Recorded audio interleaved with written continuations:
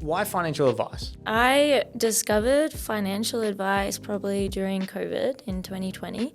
Had never heard of it before and instantly fell in love. I have a passion for helping people, hence the international studies. And I'm also low-key obsessed with money, which is a very Capricorn thing of me. How do Capricorns always have money? It's like no matter what a Capricorn's going through, y'all always seem to have a little bit tucked away somewhere. Like, where are y'all getting this money from? And then I was like, oh, I can do both, like money and help people. So I thought that was really cool and jumped straight into it. Hey there, today we have another interview with one of our team members. Today I've got Ruby McCormack. How you going, Ruby? I'm really good. How are you? Great.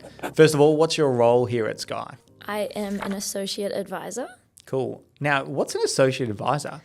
That's a very good question. I guess it's the first step into becoming a financial advisor, like a senior or a junior. I guess you would go junior and then senior. I mean, lots of different workplaces call associates different things. Yeah. Some associate advisors may actually be qualified advisors and still called an associate advisor. After you finish uni or while you're still at uni, you get that position and then you move into becoming an advisor. Yes, so there's still a long way to go. Yeah, cool. And what are you studying? I am currently doing a double degree of international studies and commerce. Yeah, cool. Yeah. And you enjoying the commerce side more than the international studies? Oh, that's a really good question. I would say now I am, but at the beginning when I had to do like everything, so like accounting classes, I had to do like marketing classes, I was like, I'm not interested in any of these. I just want to be studying financial planning. Yeah. And now I've got 2 financial planning classes left and then 2 of my international studies. So Cool. What are your financial planning ones? advanced financial planning and then income tax law. Oh, tax law. Yeah, which I don't understand why it's in financial planning. Because qualified advisors, we have to do that. Okay. Even if you've been advising for 30 years, you had to do a tax law subject. Oh, wow. Yeah. To continue to be a financial advisor. Okay, so it's it is so important. fun. Yeah, tax law is really exciting. Sure. Not at all. The driest subject. So why financial advice? That is a good question. I discovered financial advice probably during COVID in 2020. Had never heard of it before and instantly fell in love. I have a passion for helping people, hence the international studies. And I'm also low-key obsessed with money, which is a very Capricorn thing of me. And then I was like, oh, I can do both, like money and help people. So I thought that was really cool and jumped straight into it. Yeah, cool. And how did you find out about Sky and the job that we were advertising for? It was through Seek. So I had been applying on and off for a few places, anything that really stood out and that I felt like I could really fit into the team well. And Sky popped up on Seek and I looked into your website and it was probably the most that stood out compared to all the other financial planning firms because they're all really grey and a bit dull. And yours is colourful and has lots of photos of the team and everything. And I was like, oh, this seems like a really cool place to work. Yeah, it's either a really good thing or a really bad thing, and yet TBC as to whether it's good. And so talk to me about the interview process. How did that all go? You said off air, and I didn't want to hear the answer. You said you've got some juice. Yeah, some juice about it. Yeah. Tell me. Okay, well, the first step was you guys got me to record myself with some questions, which I was so unprepared for. And it only gives you 3 turns. And the last one you have to submit. And I was like, oh no, the last one's my worst one. And I was like, I have to submit it. And then so I submitted it and I was like, I'm definitely not going to hear back from these people. But I did. And then you guys let me have an interview. And I had a couple of interviews with previous financial planning places. And I came out of the interview with you and Trent, and I was like, oh my God, I think I offended Phil. I was like, he does not like me one bit. And I was like sweating. I literally walked out to my sister. I was like, I'm not getting that job.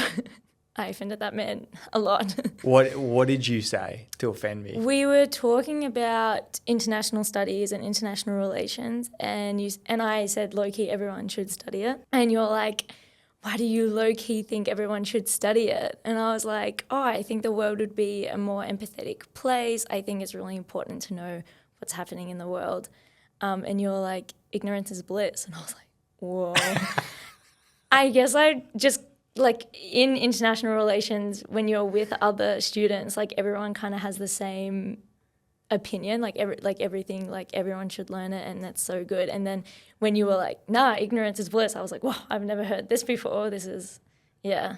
So do you want me to pull back the curtain from my point of view? Yeah, definitely. So every time I interview someone, the better I like them, the more I test how they're going to react with me being more obnoxious. Ooh. So the more obnoxious I am, it actually means I like you more as a candidate. Okay. So, and the reason I do it is because, you know, we've got clients who may be rude sometimes, you know, you've got to deal with different personalities all over the time. So I always think about, like, how is someone going to react when they have a different point of view? And so that's why I said, like, you know, ignorance is bliss. Like, we should all just be ignorant, which I don't personally believe that now, just for clarity. That's good to know.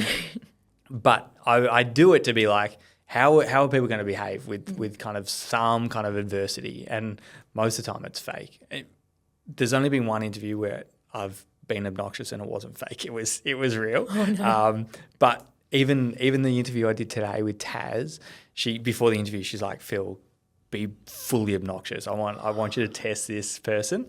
And like, she was like cracking jokes that were good jokes, and I was just like stone cold. Wow. And then at the end of it, I was like, no, we're good. And then I told her, I said, Taz told me to be rude. That poor person. So, and Taz, yeah, it's not an uncommon response after an interview to think that I don't like him.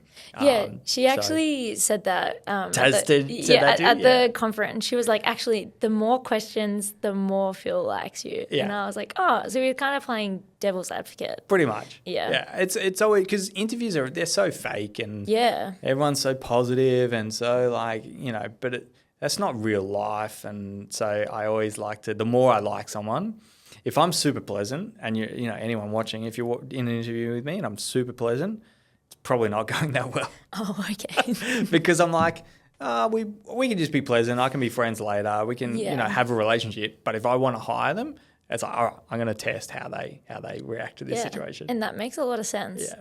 Yeah. So that's very funny. I'm glad we cleared that up. Yeah.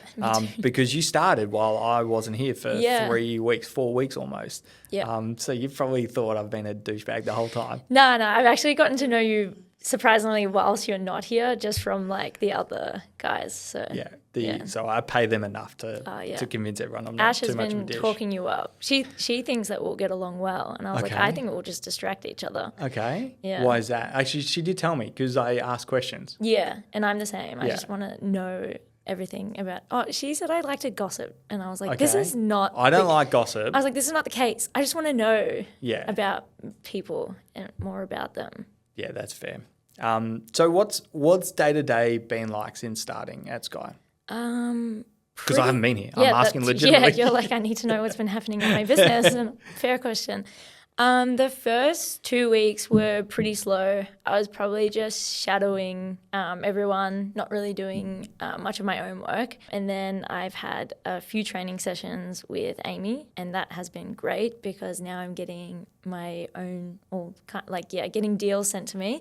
And I get to do Omnium quotes and insurance quotes, and it is tedious, like putting in like data and stuff, but it is really interesting when it's all done and like the premiums pop out and I can pick which one. So yeah, there's a lot of problem solving.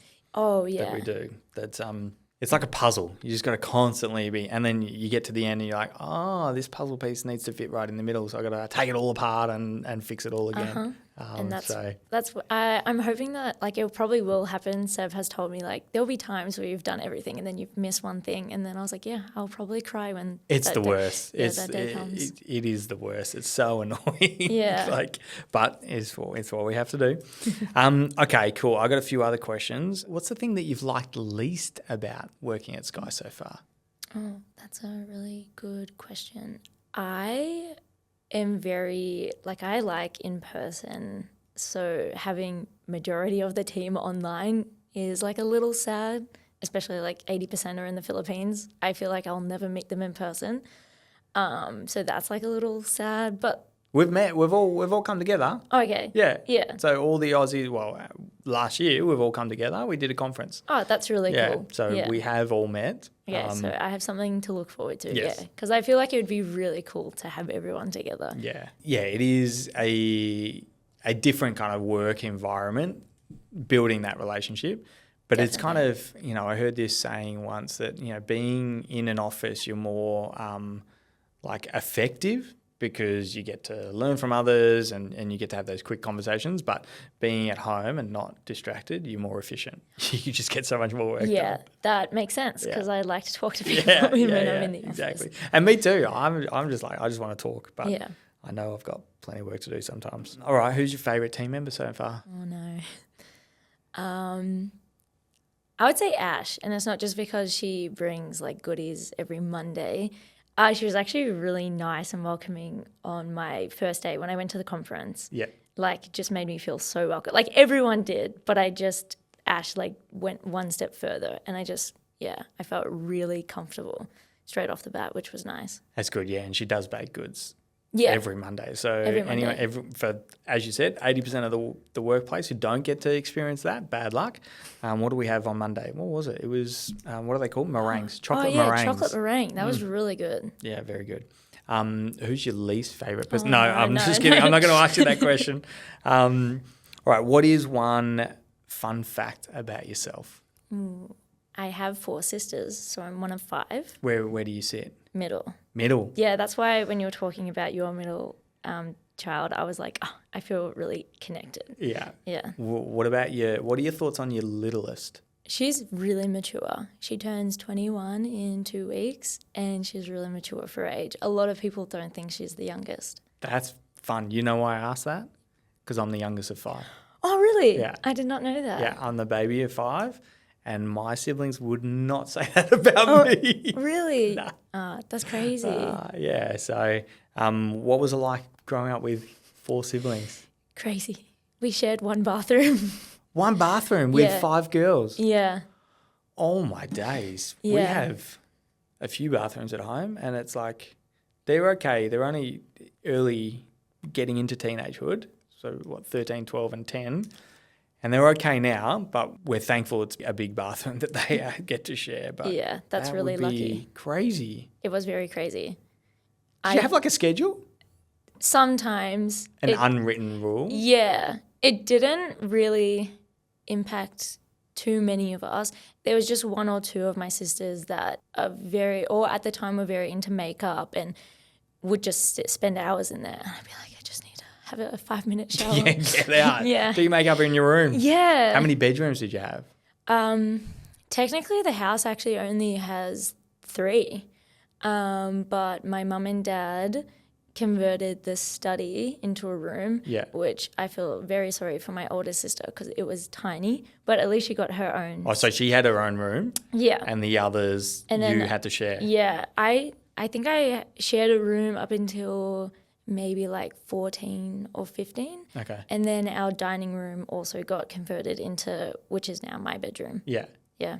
Yeah, I grew up sharing rooms, but it was really interesting. My parents moved us around a lot. So it was like, we moved houses a little bit, but they would, even when we were in one house, they would, I don't know how often, it felt like every 6 months, was like, all right, we're doing room swap. So everyone had to clean up their room, pack up, and then move. And it was only until I was, 12 or 13 is when I got my own room. And I was like, I'm the youngest of 5. I got my own room. I'm swimming in space. It was so good. Is that because like your eldest moved or your mum and dad? They bought a big house. Nice. But yeah, I think the eldest had moved out by then. I don't know.